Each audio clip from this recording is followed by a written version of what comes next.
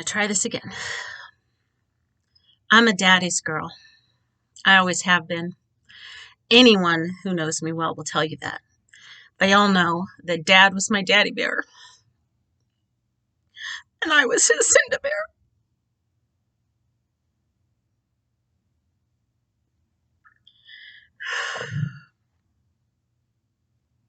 And Diana called me Cinda Bear too, and Uncle Gary, and now sometimes Glenn. But really, I'm Dad's Cinda Bear.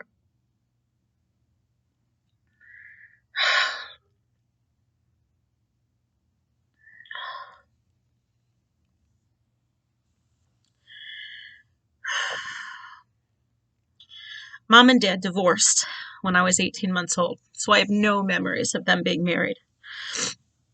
Susanna was 4 or 5 when Dad and Lorraine separated, so doesn't remember much of a traditional family life either. Andy was 7 and a half when Mom and Dad split, so I consider him really lucky to have so many of those family of 4 memories in his early childhood. None of the 3 of us lived with Dad full time after the divorces until we were older. We'd only had summers and occasional holidays. Andy lived with Dad for 4 years of high school and early college. I lived with Dad for my senior year of high school and summers during college. Susanna only ever had summers. So we all had very different experiences living with Dad and each other, but he was still our dad. A great dad. The best dad. And he was an especially fun papa.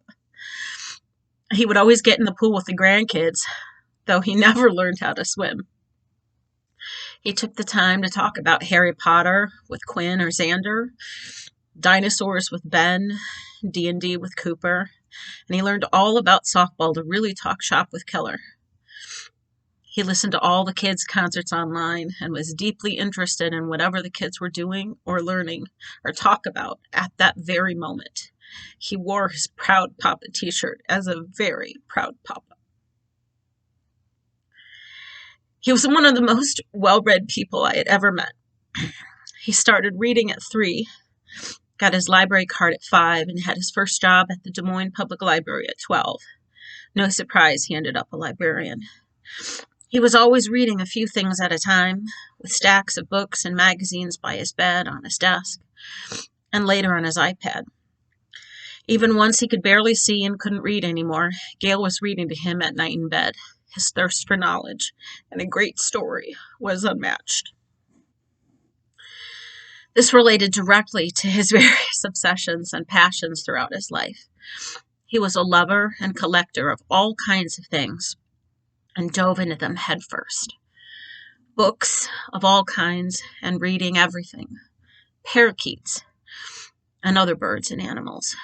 Words, spelling, mastery of the English language. The space race, all things NASA and space related, really. Electronics, especially radios. Ham radio. It's amazing how many of the call signals and operators he still remembered even several weeks ago. He got his operator's license in 1956 at 13. Postmarks and stamps. Foreign wars, especially in Pacific Islands, and as a result of that, ham radio and postmarks, world geography. He knew every little island everywhere. It was amazing.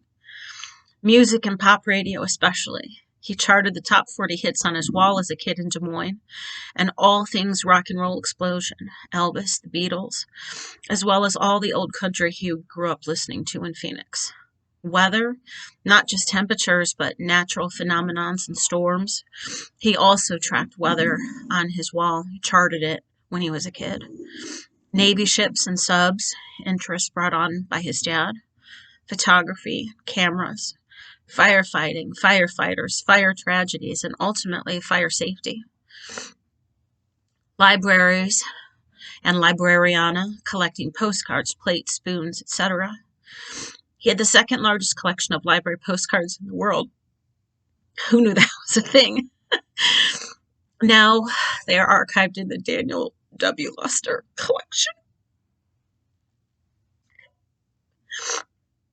at the American Library Association.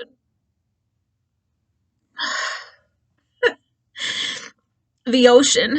He always considered himself a born and bred California boy, though he never really lived there long. Mountains, ghost towns, Native Americans, and all things about the western U.S. College and sports, he knew every college location and mascot, and usually what their records were and how they were doing in football and basketball. Driving, ultimately, once Mom taught him how to drive not long before they were married. Route 66 and road trips in general, and all the fabulously weird and eccentric and crazy places to stop on the way. Railroads, train lines and routes, and model trains. He had a huge room in Albuquerque of his model trains before Susanna was born. Dogs, especially, he loved all animals, but especially dogs. Breeding Shih Tzu and lated bearded collies. But he knew about all dog breeds around the world. Later in life, obviously, tattoos. Roses, which I found so fascinating, as prior to that, I'd honestly never seen Dad stick his hands in the dirt to garden anything ever. So the fact that he just became so obsessed with growing roses was just amazing to me. Movies, especially old monster movies, the older and campier, the better. Corvettes, especially when he finally got to buy one. He said he was so glad he could finally fit in one in 2004, and the several Corvettes then followed. Some might say he collected wives, too. Dad surely would. Fourth time was the charm, it seems. And this is just the list that was off the top of my head as I was typing. I'm sure there were so many more. But these were things that Dad wasn't just interested in casually. These were things he was deeply passionate about and had incredible depth of knowledge. He was a master, genius, expert about all of these things. It's really pretty amazing. And so many of things were not just his interests, but because we loved him, they became ours. He cared about our interests too. Dad always encouraged and was interested in architecture, because I was. And though he hated the Cubs and the Idaho Vandals, he still got a tattoo of my name as the Cubs logo on his arm. That's how much I love you, he said. He loved a good dad joke, and the bad ones too, and embarrassed us as kids whenever possible. Waving his huge cowboy hat and hollering at my very small North Shore private school 8th grade graduation is the stuff of legends, and all of my friends from that class remember it well. Dad was the king of chill. Take it easy. He mastered not worrying. I wish more of that had rubbed off on me. But for 47 years, I had his reminders.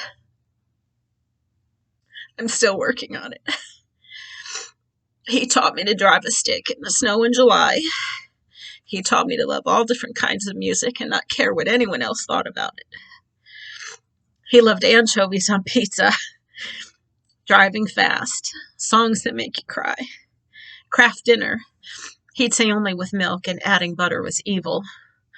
He loved Johnny Cash, candy in his ice cream, and wearing shorts every day of the year. He loved his family. He took months off work to be with Diana and Grandma and Irv and Gary at the ends of their lives. Family first, he always said. He missed his dad so much.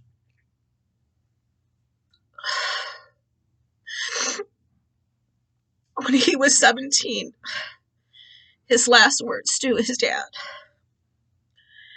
were, "I hate you. I wish you were dead." His dad died 2 days later in the hospital, alone. Dad told me that story when I was about 12, and it always stuck with me, how truly important never go to bed angry really is.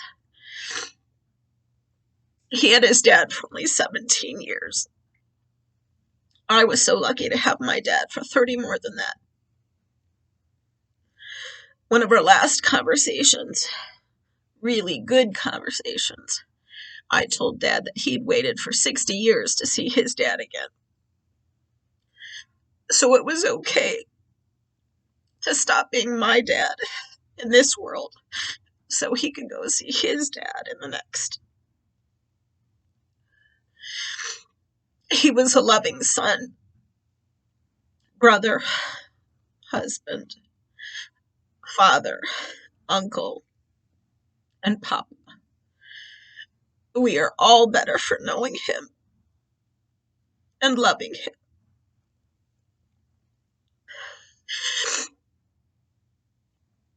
I am who I am because of him, and I'm forever thankful that he was my daddy, because I am a daddy's girl. I always have been, and I always will be. Love you, Daddy.